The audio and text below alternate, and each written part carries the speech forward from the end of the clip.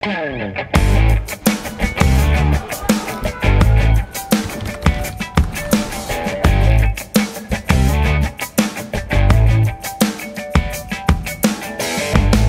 programa de hoje vamos conversar com Vinícius Soares, que é presidente da ANPG, Associação Nacional de Pós-Graduandos.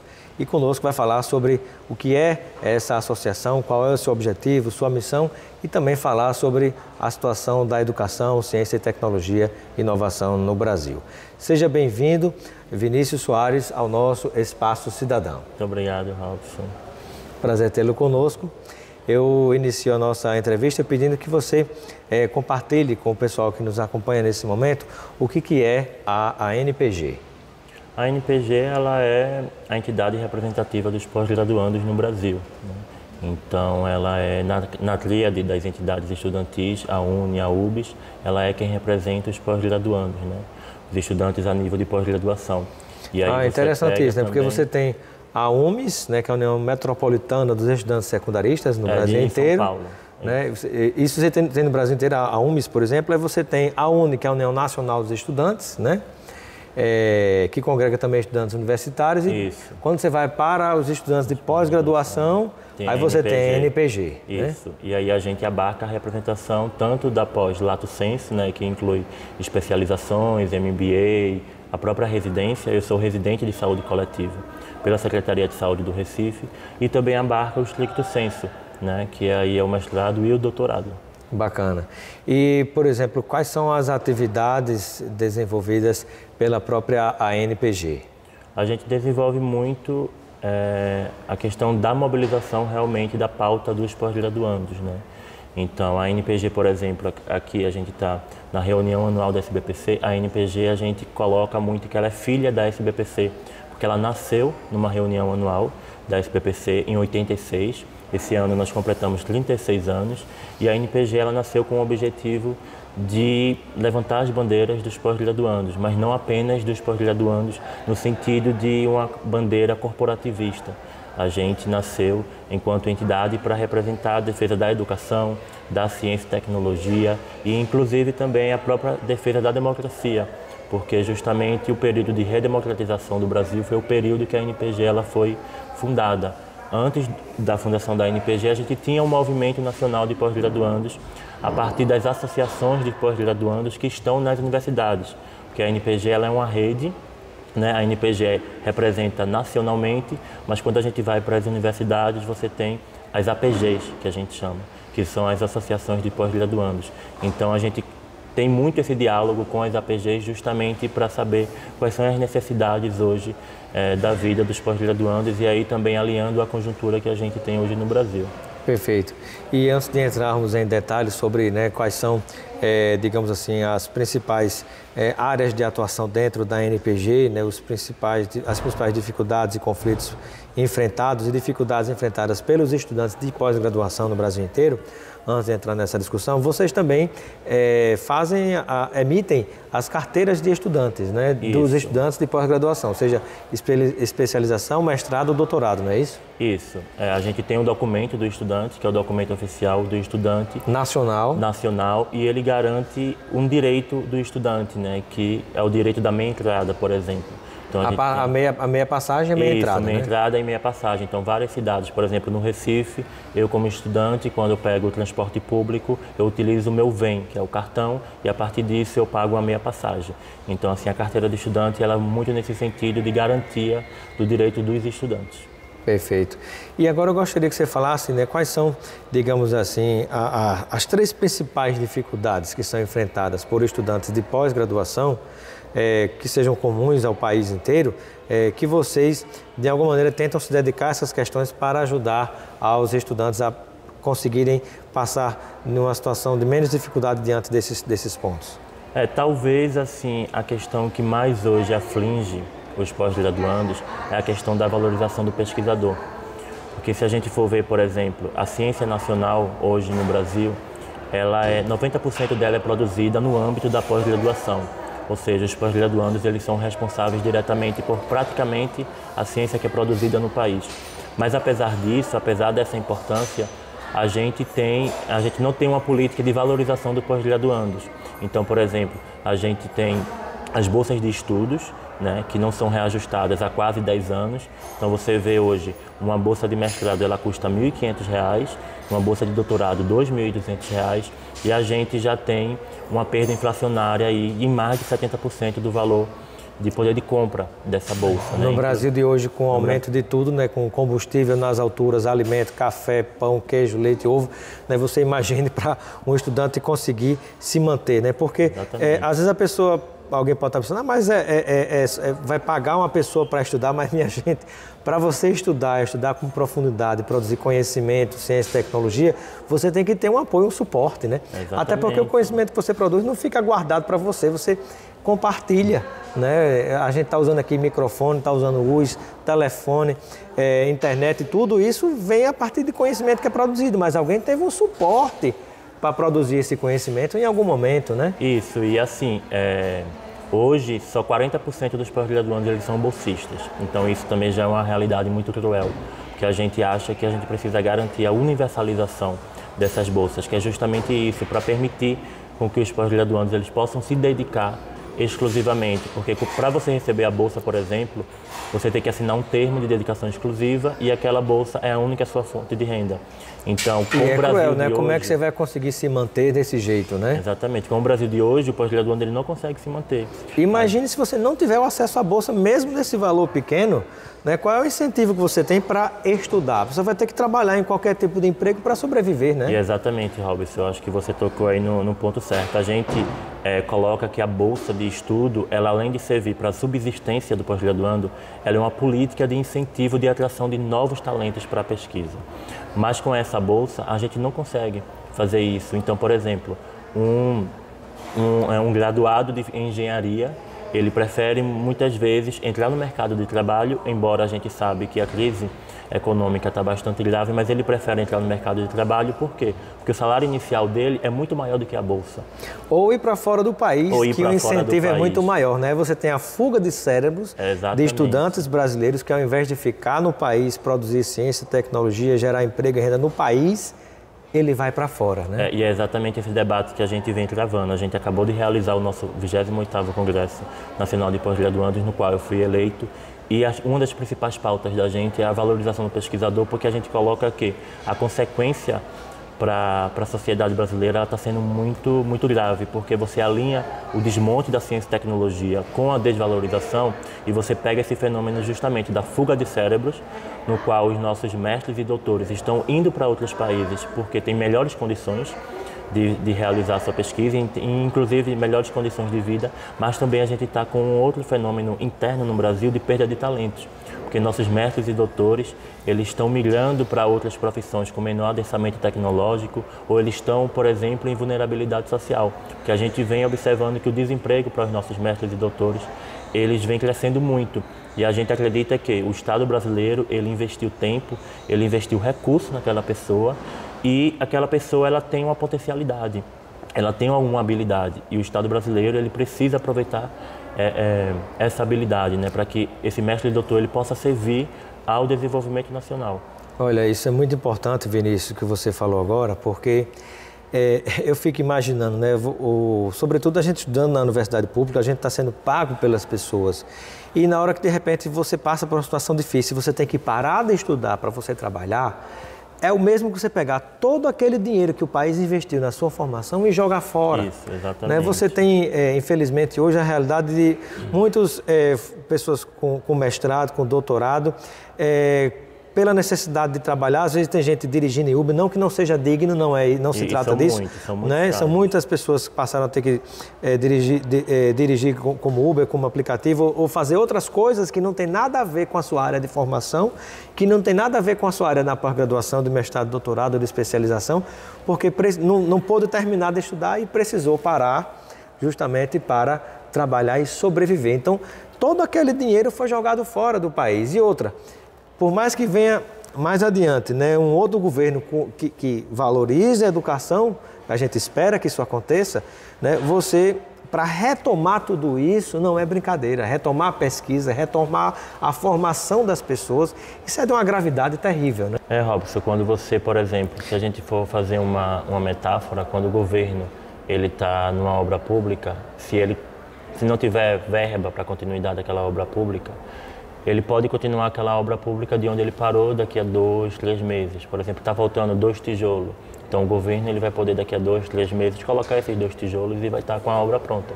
Mas na ciência, na produção científica, não é desse jeito. Quando a gente corta recursos dos projetos científicos, por exemplo, hoje, talvez na semana que vem, daqui a 1 mês, daqui a 2 meses, se por acaso a gente tiver o retorno desse dinheiro, que não é o caso que a gente está tendo hoje na ciência e tecnologia do país, você não consegue retomar muitas vezes o projeto. Aquele projeto pode se tornar, inclusive, inviável, especialmente quando a gente lida com projetos com muita tecnologia, porque a gente sabe que nesse mundo globalizado que a gente tem, as tecnologias mudam, né? Muito rápido. Então, até os próprios insumos para os projetos mudam muito rápido. Então, assim, a gente tem uma consequência muito grande para o desmonte da ciência e tecnologia que a gente sente, de fato, na atualidade. Então, por exemplo, o Observatório do Conhecimento, ele coloca que hoje a gente já, nos últimos 6 anos, a gente já atingiu a marca de 100 bilhões de reais que foram cortados da ciência e tecnologia, ou seja, isso aqui é um déficit muito grande e muito perigoso para a sociedade brasileira, porque os cortes na ciência e tecnologia a gente sente no presente, mas a gente vai sentir muito a médio e longo prazo. A gente pode pegar até a perspectiva, por exemplo, da epidemia do Zika vírus. O Brasil ele só conseguiu diagnosticar a relação do Zika vírus com a microcefalia porque nos primeiros 15 anos desse século a gente conseguiu investir robustamente na ciência básica.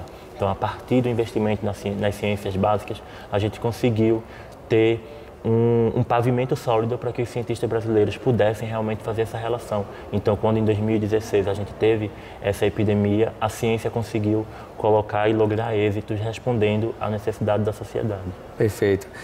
Agora, Vinícius, e quando a gente pensa, por exemplo, nos principais problemas enfrentados pelos estudantes de pós-graduação, seja a especialização, mestrado, doutorado, quando a gente pensa nessa situação, a ANPG, a Associação Nacional de Pós-Graduandos, ela de alguma maneira está atenta a esses problemas, né? Quais seriam esses principais problemas que você poderia relatar para quem nos acompanha?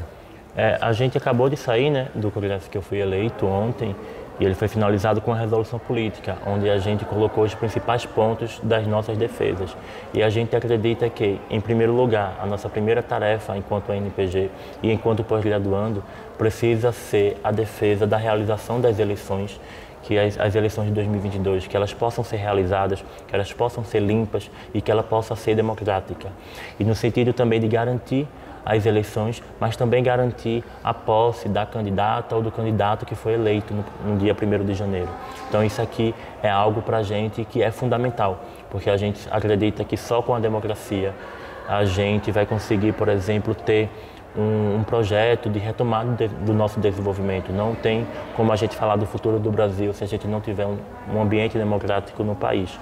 E a gente acredita também que as outras pautas aí que são fundamentais para a gente, que é justamente os investimentos, a recomposição do orçamento dos investimentos na educação, na ciência e tecnologia e a própria também a valorização do pós-graduando brasileiro, né? Com toda essa perspectiva de valorização da bolsa de estudo, com toda essa perspectiva de garantia dos direitos trabalhistas, dos direitos previdenciários também. Perfeito. E também um outro fator que eu acredito que vale a pena ser mencionado são os cuidados com a saúde física e a saúde mental dos estudantes de maneira geral, mas no caso específico, como você preside a Associação de Pós-Graduandos, né, a situação dos próprios estudantes. Me parece que é uma realidade não só no Brasil, mas do mundo inteiro, onde há, digamos assim, muitas dificuldades enfrentadas por essas pessoas, né? Sim, bastante. A saúde mental, hoje, ela é na prática uma epidemia, né? Na verdade, eu acho que talvez seja até uma pandemia mundial, né? Tem alguns estudos internacionais que colocam que os estudantes de pós-graduação, eles são muito mais afetados do que a sociedade em geral, quando a gente compara a média da população adoecendo mentalmente, né? Então, por quê? Vamos pegar, por exemplo, o caso dos residentes. Eu sou residente de saúde coletiva, então conheço bem o cotidiano, né? Então, por exemplo, os residentes, eles precisam exercer uma carga horária semanal de 60 horas.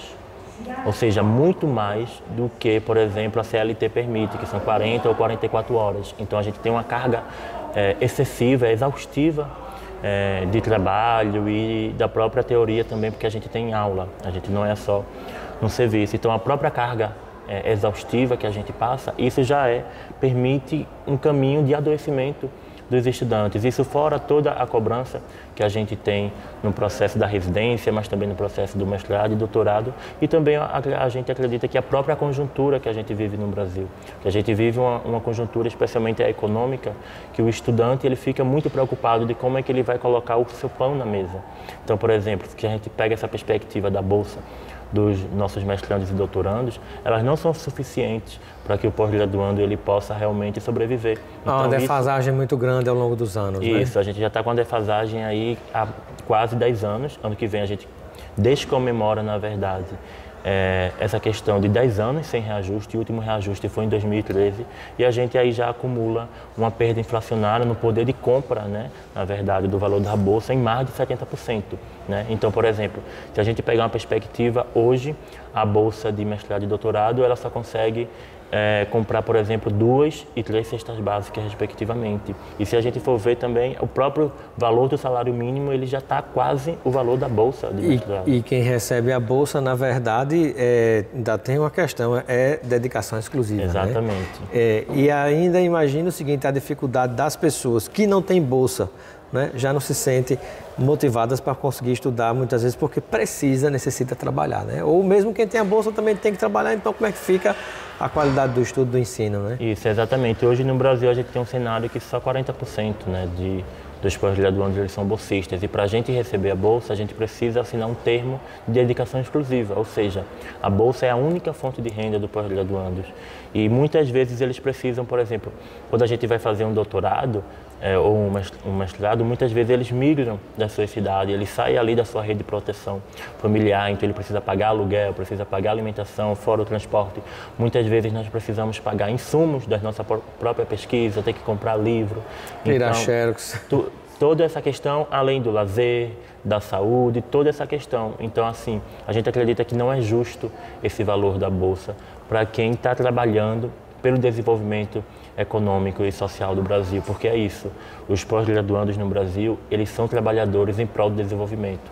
Sem dúvida, né? As pessoas precisam ter noção, né? Que sem o desenvolvimento da ciência, tecnologia, educação, sem pesquisa, que é feita justamente pelos estudantes de pós-graduação, a gente não avança. A gente não estaria nem aqui nesse momento utilizando tantos equipamentos eletrônicos como eu já falei, né? E, inclusive, estancar esse processo, né? Agora, recentemente, nesse processo da última gestão da ANPG, a gente apresentou para a sociedade, apresentou para o Congresso Nacional o Plano Emergencial Anísio Teixeira, que é um plano que justamente tem algumas medidas que a gente acha que seja importante para parar esse fenômeno social da fuga de cérebros e da perda de talentos. Porque quando a gente fala de perda de talentos, é porque os nossos mestres e doutores, eles estão muitas vezes migrando para outras profissões com menor adensamento tecnológico. Não que essas profissões não sejam importantes para o desenvolvimento da sociedade, mas justamente ele tem um arcabouço de conhecimento que ele pode ser aproveitado justamente nessa questão da pesquisa. Imagina, também, né, que você fez investimento ao longo do tempo e daqui a pouco essa pessoa vai para fora do país porque tem mais oportunidade lá. Então, todo o conhecimento que o Brasil investiu aqui, agora vai para fora do país, né? Exatamente. E a gente também tem muito caso de pós-graduando que está em questão de vulnerabilidade social. Então, a gente acha que o Brasil está desperdiçando muito talentos, né? Em um momento muito delicado para a sociedade, porque a gente hoje está finalizando a janela demográfica, que seria justamente esse período histórico no qual a população economicamente ativa é a maioria da população. E se a gente for ver o recorte, essa maioria da população é justamente a juventude. E outras nações aproveitaram esse momento histórico justamente para investir na sua juventude, para aproveitar justamente e construir um caminho, pavimentar um caminho de desenvolvimento. E o Brasil ele está perdendo essa chance. Então a gente acha que justamente essa conjuntura que a gente está vivendo hoje, ela pode ter consequências nefastas, porque a gente de fato está perdendo talentos, está perdendo gerações. E aí nesse plano emergencial a gente indica, por exemplo, que o Brasil ele precisa ofertar pelo menos 50 mil novas bolsas de pós-doutorado para que a gente possa fixar os nossos doutores aqui no território nacional, que a gente possa conseguir universalizar as bolsas de estudo da pós-graduação, que todo pós-graduando tenha direito. E um outro fator importante, né, quando a gente pensa na questão do incentivo também, né, você tem situações até onde muitos estudantes reivindicam, né, quando você faz, por exemplo, o estágio docência, né, que é fantástico, é maravilhoso, a experiência de você estar em sala de aula e você dar aula e você multiplicar aquele conhecimento, né, se preparar para o futuro de retroalimentar o quadro de professores do país, né, você faz aquele estágio, mas você não absorve aqueles, digamos assim, aquela carga horária, nem recebe, nem é remunerado por isso, né, independente de ser bolsista ou de não ser bolsista, né, isso me parece que é um fator importante que precisa ser considerado também, né? Não, bastante. A gente até coloca, né, que a gente tem um caráter híbrido. A gente é estudante e trabalhador ao mesmo tempo. Mas muitas vezes a gente não é reconhecido pelas universidades, né, como estudante e até pelo próprio governo. E muitas vezes pelo governo a gente não é reconhecido, né, como trabalhador. Então a gente não tem direitos trabalhistas, por exemplo, a gente não tem direito à 13ª bolsa, não temos direito a férias, então o pós-graduando acaba ficando, por exemplo, 4 anos direto no doutorado e ele acaba tirando, por exemplo, uma folga só conversando com o orientador. Então se o orientador dizer não, ele não consegue tirar uma folga, né? Então a gente vê que existe um ambiente para ter condições abusivas nesse sentido, né? Então, por exemplo, também a gente não tem direitos previdenciários. O tempo que a gente passa no mestrado e no doutorado, ele não conta para o nosso tempo de aposentadoria, por exemplo. Então, a gente passa 2 anos no mestrado, 4 anos, ou seja, 6 anos que, na prática, são perdidos para contar em tempo de aposentadoria, né? E a gente acredita que a gente precisa colocar os pós-graduandos num regime de previdência social com alíquota reduzida, claro, porque a bolsa já é reduzida, né? Então você tem essas questões assim também que a gente precisa lutar para garantir a valorização, porque a valorização do pós-graduando não é apenas com o reajuste das bolsas, mas é dar realmente condições dignas com que esse trabalhador da ciência, trabalhador do desenvolvimento, ele possa realmente ter condições adequadas de produzir seu conhecimento. Sinta-se motivado, né? Exatamente. Perfeitamente. E com relação, uma outra palavra com relação à questão do assédio moral ou assédio sexual que muitas vezes acontece. O que é que a Associação Nacional de Estudantes de Pós-Graduação tem a dizer? Como é que se posiciona em relação a essa situação? A gente vem muito discutindo, né, como é que a gente pode formular políticas públicas que possam diminuir o impacto e até mesmo fazer com que a gente pare essa questão de assédio na universidade, né? Então, por exemplo, o que é que a gente poderia fazer? Uma campanha nas universidades, que as universidades elas possam fazer processos de conscientização, porque até muitas vezes um orientador, ou o próprio orientando mesmo com seus pares, pode estar numa relação abusiva ali, produzindo, né? Reproduzindo, na verdade, o assédio e ele não se dá conta.